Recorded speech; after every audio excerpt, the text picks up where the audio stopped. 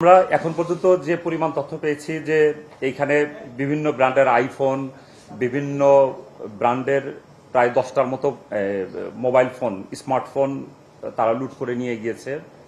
তারপরে 3টা দামি ব্র্যান্ডের ঘড়ি তারা লুট করে নিয়েছিল। এর মধ্যে আপনার ওমেগা ব্র্যান্ডের একটা ঘড়ি আছে।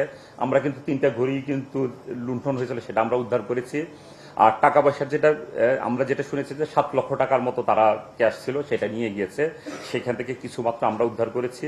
আমরা আশা করি যে বাকি যেই মালামাল আছে যেটা উদ্ধার হয়নি আমরা উদ্ধার করতে সক্ষম হব।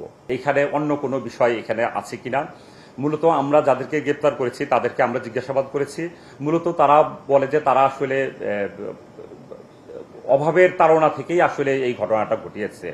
এর পিছনে অন্য কোনো উদ্দেশ্য এখন পর্যন্ত আমরা সেটা সংশ্লেষ পাইনি।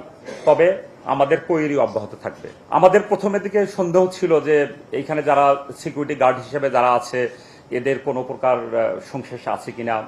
তাছাড়া যখন ঘটনা ঘটে তার আগে একজন কর্মচারী বাইরে গিয়েছিল, তারপর আবার ভিতরে আসে, এই বিষয়গুলো ছিল প্রাথমিক সন্দেহের তালিকায় ছিল।